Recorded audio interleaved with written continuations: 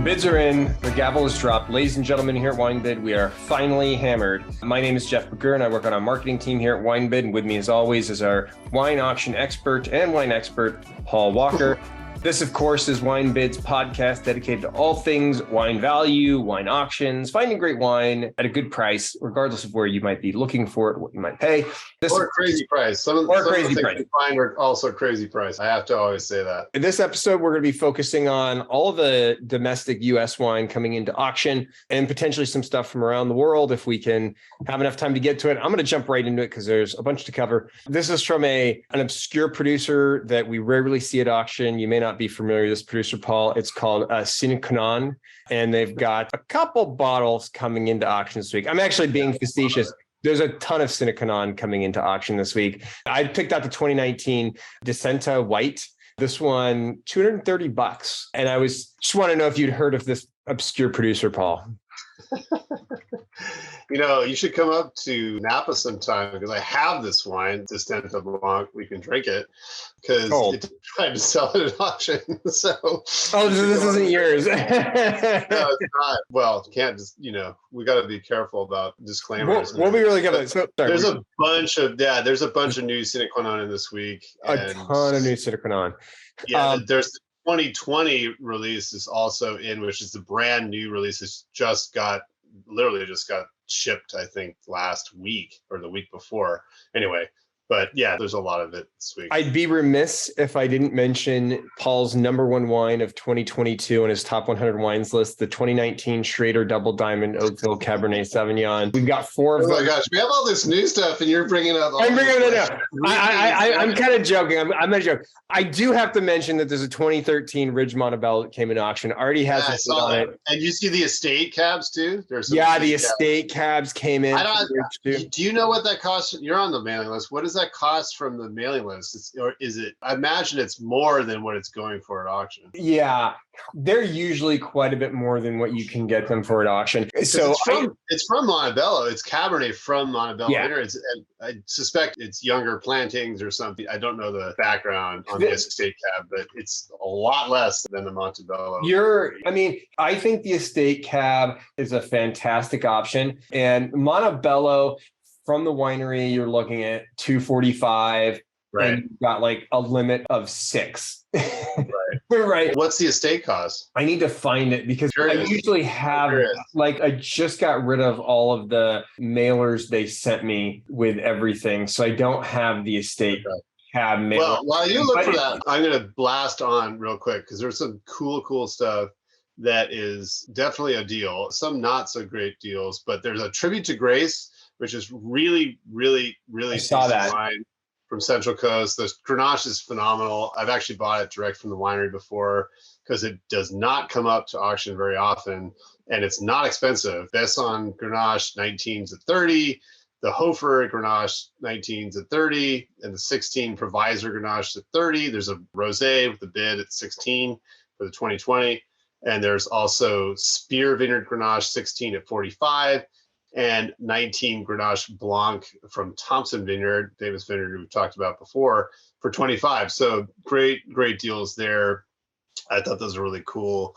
There's some Massican, which is made by our friend Dan Petrosky, who made Larkmead for years and other wines as well. Anyway, this is his own label, really, really inexpensive wines. And they're great because they're made from very interesting Italian varieties and other varieties you don't see in California very often, and blended whites. I think the Ania, it's called, there's 17 at 25, 19 at 30. There's the Friulano 18 at 20, 15 and 16 Gaspare at 25 and 20 respectively. The 18 Gemina at 26, it's got a bid, and the 2020 Ribolla Gialla at 20. So some smoking deals for the Maskin wines there, and we don't see that stuff around that much. Moving up to Napa, somebody has a bunch of Islay Syrah and Magnums, which I thought was cool, as you don't see them. I was going to mention that. Yeah, famous Calistoga vineyard. We've talked about it a bunch. The owners of Chateau Latour now own that vineyard, and there's Syrah Magnums for $230 for the 15, $400 for the 16, which I thought was quite a lot.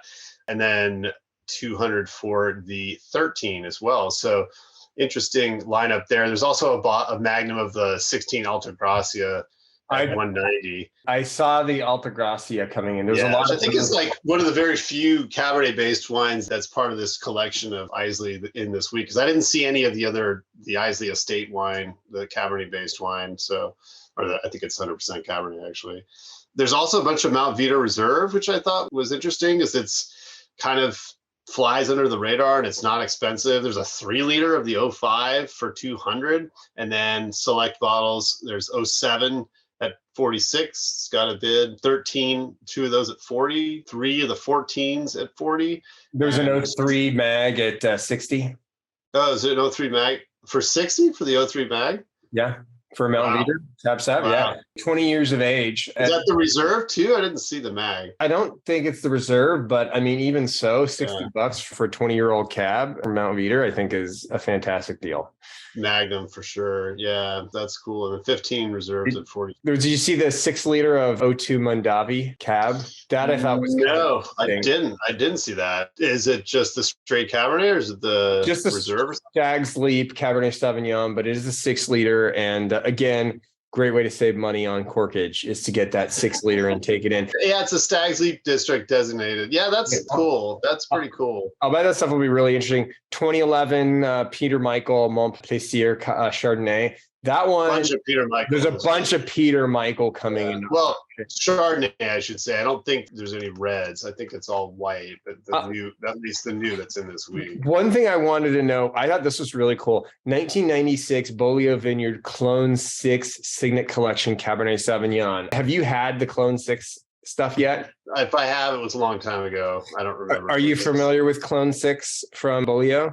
I feel like you're going to tell me about it. Well, in case you didn't know, so Clone 6, it's a Cabernet Sauvignon clone, which was developed with UC Davis as being the optimal clone of Cabernet Sauvignon for their Rutherford bench terroir. And we don't see you're reading like a shelf talker or something. No, I would not have all of my notes written by chat, whatever, GPT. Yeah. I wouldn't do that. I thought that was really interesting, though, to see something like that. I mean, something they still do, and we don't see this come to auction, anything from Clone 6 come to auction very often. So that was interesting. I would be remiss if I didn't mention and pull out my hair at the fact there's a 2017 Chapelet, Western Hill, 145. Okay, let's just move on. I don't want to hear about it again. 2013 Alpha Omega Petite Verdot. I thought this one was really cool because it gets good reviews, and I just don't think you see a lot of like pure play Petite Verdot. Yeah, that's true. That's true. Not a lot from Napa. It's usually blended into Bordeaux blend wines, obviously. One thing that Bordeaux variety. I don't know why I said Bordeaux blend. But I know you don't like this producer because you think they're too corporate, but there's a few bottles of McDonald Cabernet Sauvignon coming to auction. I happen to like McDonald Cabernet Sauvignon in case anybody from McDonald is listening and wants to be on their Jeff, list. What do you like about it? What vintages do you like? All of them. And I like everything about it. So you got to come up and taste it. You got to come up and taste it. I would love to come up and taste it. I want to. I'm holding you to that. We can make that happen. I can make that happen. I would love to. The other thing that I actually thought was really cool is this 2017 Ultramarine Heinz Vineyard Blanc. Oh gosh, yeah. We talked about it either last week or the week before. There was a bunch of it, and then there's a bunch more in this week too. So I mean, if you, it's been a release or something, is my guess. If you love Petaluma wine, but this stuff is really cool because it just seems very, very interesting. It's a bit austere. I guess they use little to no dosage. And yeah, it's a style. And, along those lines, there are 2 bottles of Cruise Wine Company sparkling wine in this week as well. And I believe it's the same individual who makes these wines. I'm sure I could be wrong, but the name is familiar. There's a Tradition and a Tradition Rosé in right now. Michael Cruz makes Ultramarine, right? Yep, Michael Cruz makes Ultramarine. Yeah, so there you go. Try the Tradition and Rosé and see what you think, and then try the Ultramarines. I think, well, to each their own. I thought this was cool. 2014 Chalk Hill Estate Vineyards Selection Borderized Sauvignon. I actually love these when they mention botrytis on the actual wine itself, because I feel like That's It's something old that school. only a wine geek or something, someone old school would really know what that. I think your average wine consumer is going to know what that means. But I actually think it's super cool to see something like that from, a grower like Chalk Hill. I have to mention, I love the Sanjay wines from Rajat Par. Those we've got at least a couple of those coming into auction. And then there's a Schreibe Estate Riesling. I love Riesling. It's a Sonoma Riesling that's bone dry after my own heart. Have you had this wine before? No. Is it good? Is it bad? I'm not going to, Oh, it's $20. I mean, like if it were like $200, I would really. I think you could probably find. Why don't you get that Jura Riesling and already bid on it. Oh, well, there you go. Okay. Yeah, already bid on it. I think you're going to be more impressed with other examples of Riesling even from California. I'll just stop there. I'm not going to talk any trash. Last one I'll mention is a 2019 Rajat Par Wine Club Candy Floss Rosé of Pinot Gris. I saw that. What's Candy Floss Rosé? We got to ask him that. I don't know. What is Candy Floss the grape, or did he literally make wine out of candy floss? Yeah, that's a funny name. I wonder. Yeah, there's got to be a story behind that. There's got to be a whole story behind that. Any other U.S. wines you want to mention before we head over? Yes, of course there are. Hurry, quick, like Aonair. There's Aonair Reserve, and these wines don't come up very often. 2020 vintage, so this is controversial. We're starting to see some of these 2020 Napa Reds hit the auction, and I am curious to see, first of all, how they are. Second of all, how they perform at auction. Aonair is a tiny little label, doesn't come up very often, but it's one of the first that's come in. Speaking of 2020 wines that have popped in auction recently, there's a bottle of 2016 Pot Actaeon Quixote Vineyard Cabernet at $125. The Aaron Potts personal label. Don't see too many of these, but there was a 2020 that came in and went out quickly, and I'm very curious about these. But anyway, there's a Premier Napa Valley Mondavi Tokalon Monastery Block Cabernet at $305. Very expensive, but Premier wines are always extremely expensive because it's a crazy trade auction event that's actually coming up later this month. And so it's fun to kind of talk about these ahead of the event. But this wine, I definitely tasted this when it was, on display in 2020, actually, which was right before lockdown when they had the auction in 2020. And they were showing the 18s, and the monastery block from this, it's actually right next to McDonald, I believe, or just sort of down the road. Sorry, McDonald Vineyards or a McDonald's? I don't think there's any McDonald's up in Oakville, but they might have a problem trying to. Have you been to every part of Oakville? Because that's true.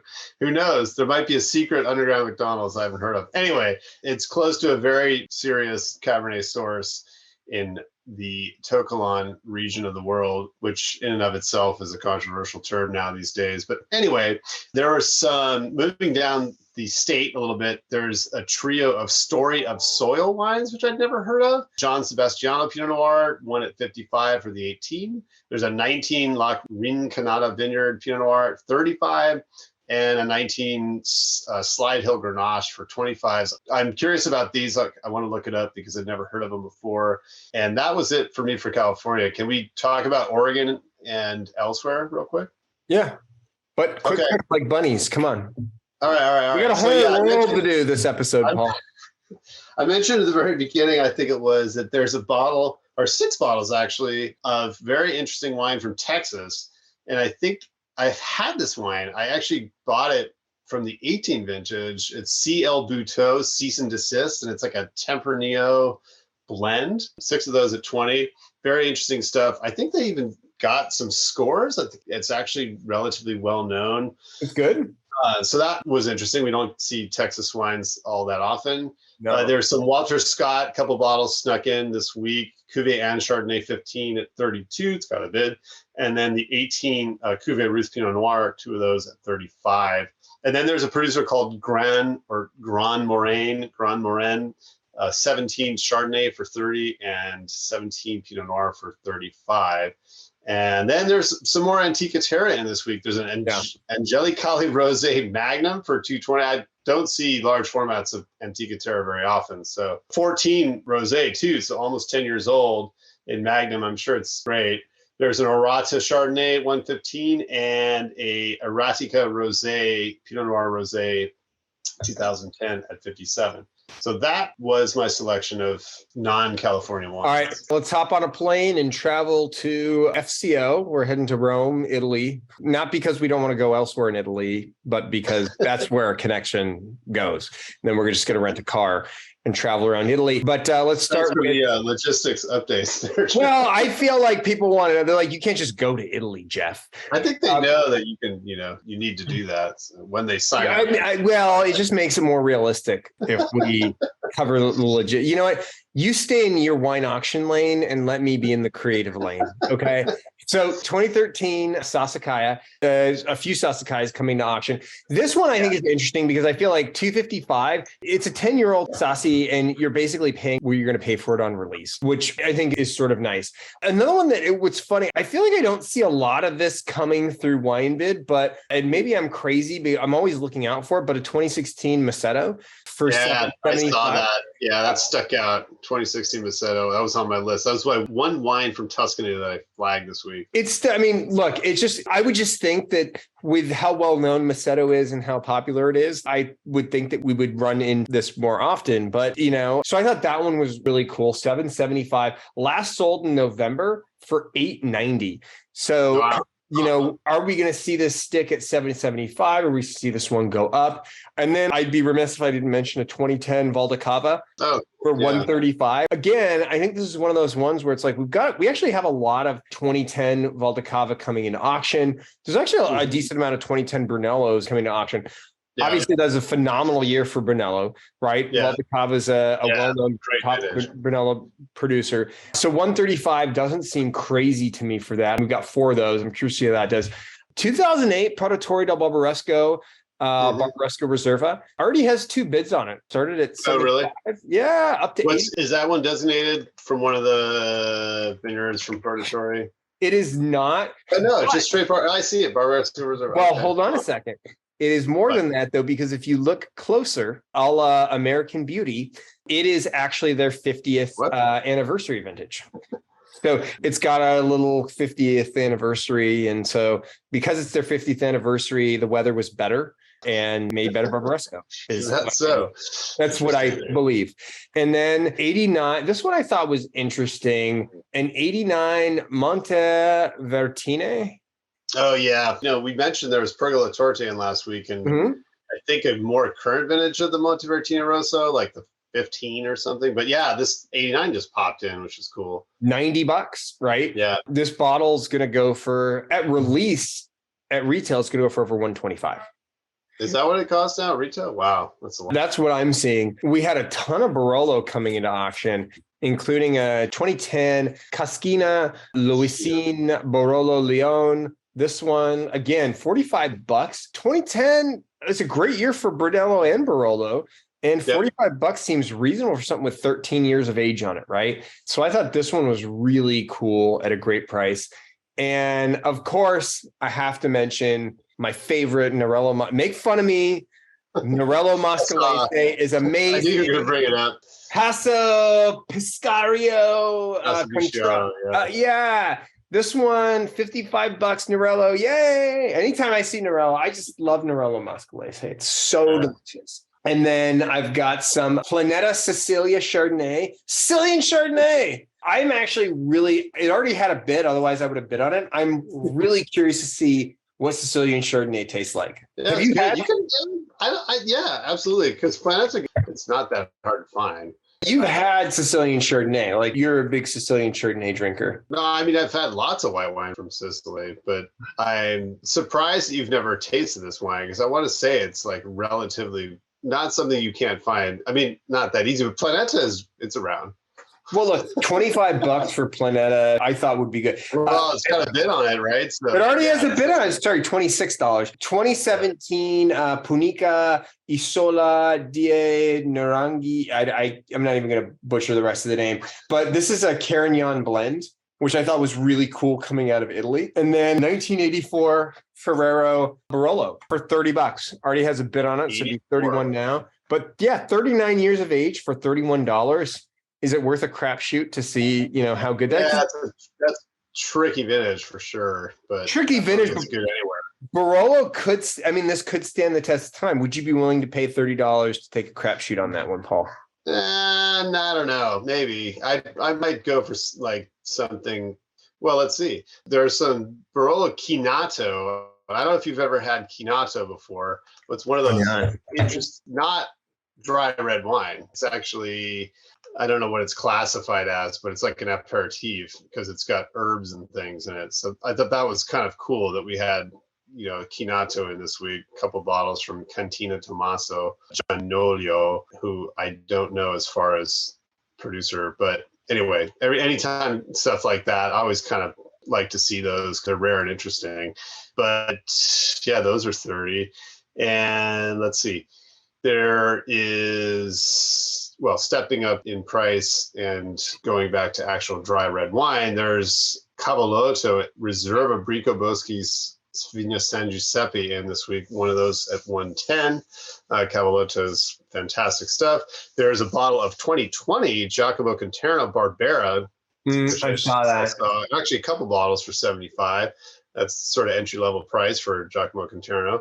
One of my other favorite producers there is Giuseppe Mascarello Barbera Codamonte. There's two of those for 50. And then there's the Langefresa Toleto 15 at 30. Reasonable for such a great producer. There's a single bottle of 2000 Luciano Sandrone Lavigne at 145, which stuck out to me. Fantastic stuff. There's a Magnum of 03 Massimo Rivetti Barbaresco Reserva Sarabuella for 60, which I thought was a good deal. And a couple 15 Masolino Vigna Rionda Reservas at 155. And then another awesome producer, Roberto Verzio 09 Barolo Cerrequio at 160, which didn't seem to be too much.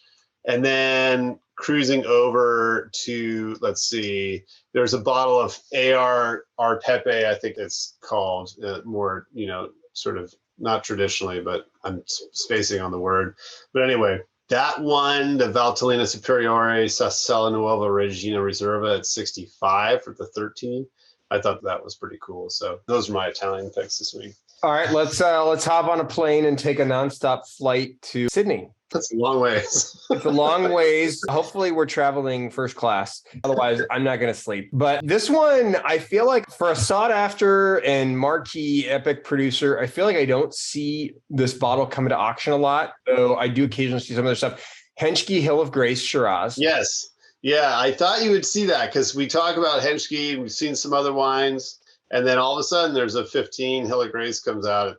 Yeah. And I just, I thought, and I love that you've got a $600 bottle of wine that's a screw cap. That's what it should be. Screw caps are the way. The way of the future. And then there, this is another one that I've mentioned in the past. 05, Two Hands Bell's Garden Shiraz. I love. Yeah, I saw that too. And it's crazy that he named his daughter after a garden, which is really interesting to me. But $60, I love this producer. It's already got a bid on it. I understand why. It's a phenomenal wine. Was there anything from Australia that you were particularly interested in noting? Yeah, there were a couple from Australia and a couple from New Zealand as well. You mentioned the Henschke. There's 13 John Duval Plexus, which comes up every so often. I think it was kind of a Parker Darling wine. Anyway, there's a 13 at 25. 05 Killicanoon, a Tunga 1865 Shiraz. There's 9 bottles of that, 2 different lots at 120. That kind of stuck out. I think that's supposed to be a pretty serious wine. And then from New Zealand, there's an 08 Craggy Range Pinot Noir, Tamuna Road Pinot Noir. Yeah. Got a bid on it at 41. And there's an 09 at 31. It's got a bid. And then 18 Cumia River Rays Road Chardonnay, 2 of those at 26. I thought that was a smoking deal because that's really good Chardonnay and not expensive. So there you go. Let's go over to Germany. We've got a 2021 Willi Schaefer Grieche Dompropst Riesling Cabinet Auction number 1. Auction bottle, yeah, from 2021, brand new. This one's interesting because it's 175 It sounds like this is something you're fairly familiar with. Well, it's not actually. I'm not schooled on. I just know that it's from what's the name of it? I've got to look at the little auction sticker on it, but it's from an annual auction in Germany of these very, very select, lots from different producers. And they are noted by these little stickers on the label. You can see there. And of course, I'm forgetting the name of the event, but it's a big deal. And so I'm not too surprised. Yeah, it's the Grosser Ring auction and took place in 2022.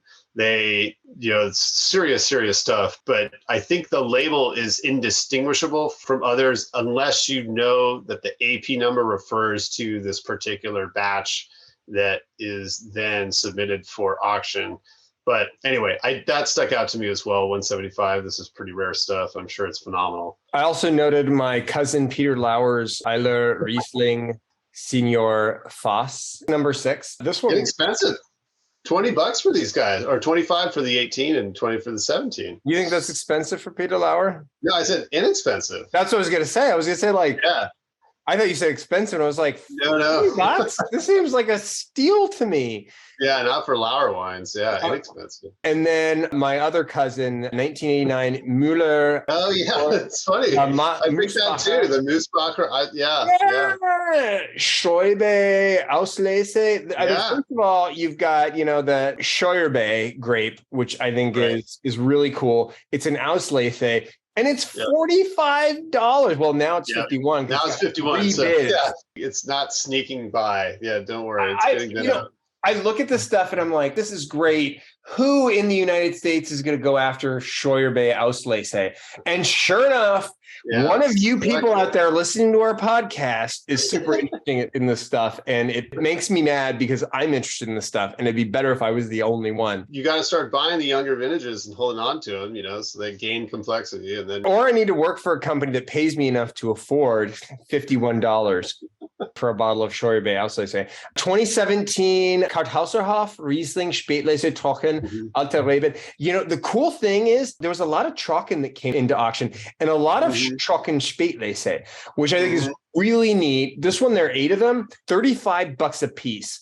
Right, which seems that's a great. Karthauserhof is great producer. So that's just great. That's a deal. Phenomenal deal, right? And then a ton of stuff from Enderle and Mall. I saw, a whole bunch of it.